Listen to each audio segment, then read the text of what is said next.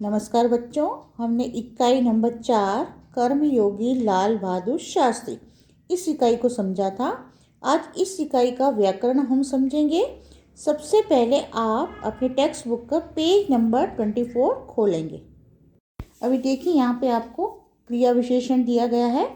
क्रिया विशेषण उससे कहते हैं जो शब्द क्रिया की विशेषता बताता है उसे क्रिया विशेषण अव्यय कहते हैं।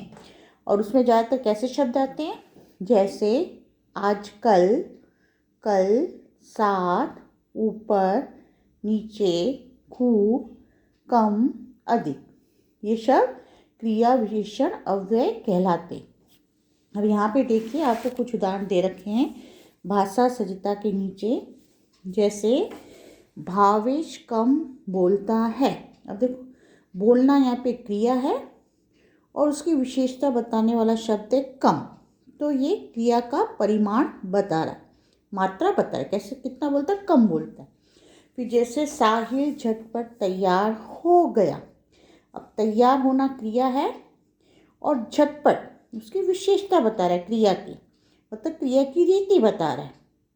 फिर थर्ड है सान्या प्रतिदिन कार्यालय जाती है। अब यहाँ पे देखिए, प्रतिदिन हो गई विशेषता बताने वाला शब्द। प्रतिदिन शब्द क्रिया के काल को दर्शाता है। इसी तरफ और देखिए, वंदना भीतर बैठी थी। अब देखो, भीतर शब्द है, विशेषता बता रहा है कार्य का, क्रिया का।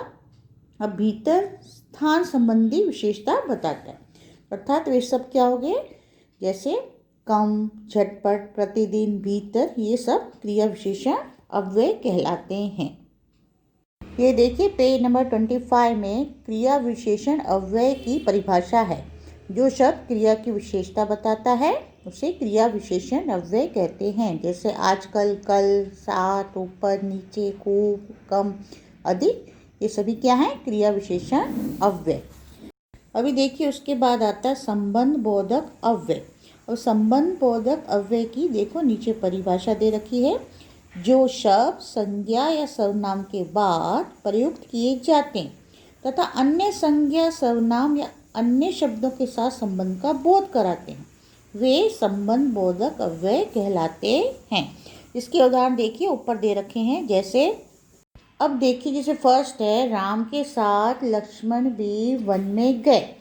तो राम और लक्ष्मण दोनों संज्ञाओं के बीच संबंध बनाने वाले शब्द हैं के साथ। तो ये हो गया संबंध बोधक अव्यय। फिर सेकंड है, बगीचे के चारों ओर दीवार बनी हुई है।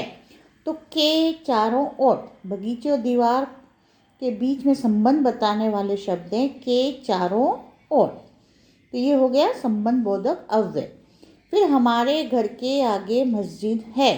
तो घर और मस्जिद के बीच में संबंध बनाने वाले शब्द हैं के आगे। तो ये हो गया संबंध बोधक अव्यय। फिर फोर्थ है, मनीषा मानसी से मधुर गाती है। तो मनीषा और मानसी के बीच में संबंध बताने वाले शब्द हैं से मधुर। तो से मधुर हो गया संबंध बोधक अव्यय। फिर उसके बाद है, आज साजिद की जगह वाजिद खेलेगा। तो साजिद और वाजिद के बीच का संबंध बताने वाला शब्द है की जगह। तो ये हो गया संबंध बोधक अव्यय। अब इसी तरह अब नीचे आपका आता है समुच्चय बोधक अव्यय। नीचे देखिए, इसकी परिभाषा है, दो वाक्यों, वाक्यांशों अथवा शब्दों को परस्पर मिलाने वाले शब्द को समुच्चय बोधक अव्यय कहा जाता है। और उसमें ज़्यादातर कैसे शब्द आते हैं, जैसे और, तथा, किंतु, अथवा, इसलिए आदि। अब यहाँ पे देखिए, आपको 3 उदाहरण दे रखे हैं। जैसे फर्स्ट है, नूरुद्दीन, संजय और नीलेश गांधीनगर गए। तो अब यहाँ पे देखिए, परस्पर 2 शब्दों को जोड़ने वाला शब्द है और। तो यहाँ पे और हो गया समुच्चय बोधक अव्यय। फिर रमेश ने परिश्रम किया इसलिए प्रथम आया। अब यहाँ पे देखिए, यहाँ पे इसलिए 2 वाक्यों को जोड़ रहा है, तो इसलिए यहाँ पे हो गया समुच्चय बोधक अव्यय। फिर है, यद्यपि वह निर्धन है तथापि उदार है। अभी देखो यहाँ पे वाक्यांश है, यद्यपि वो निर्धन है। अब दूसरा वाक्यांश है उदार है। तो यहाँ पे दोनों वाक्यांशों को जोड़ने वाला शब्द है तथापि। तो यहाँ पे तथापि हो गया समुच्चय बोधक अव्यय। अब इसके बाद है आपका विस्मयादि बोधक अव्यय।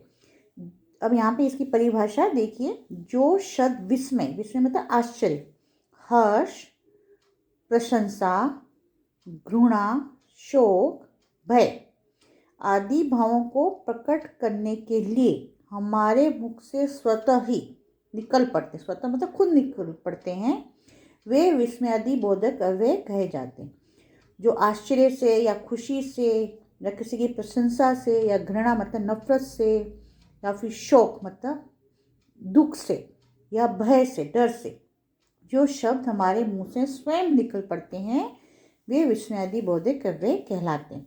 ऊपर देखिए, अब आपको उदाहरण दे रखे हैं, जैसे अरे क्या बात करते हो। तो अब देखो यहाँ पे अरे हो गया विस्मयादि बोधक अव्यय। जैसे ये शोक के लिए, दुख के लिए निकला हुआ शब्द हुआ, अरे क्या बात करते हो। फिर सेकंड है हाय ये क्या हो गया। अब हाय शब्द हो गया आश्चर्य प्रकट करते समय हमारे मुंह से कई बार हाय निकल जाता, तो हाय यहाँ पे आश्चर्य प्रकट कर रहा है, ये हो गया विस्मयादि बोधक अव्यय। फिर वाह कितना सुंदर बालक। अब देखो, जिससे मन हर्ष हो जाए, मन खुश हो जाए, तो वो शब्द निकलता है वाह। तो वहाँ यहाँ पे हो गया विस्मयादि बोधक अव्यय।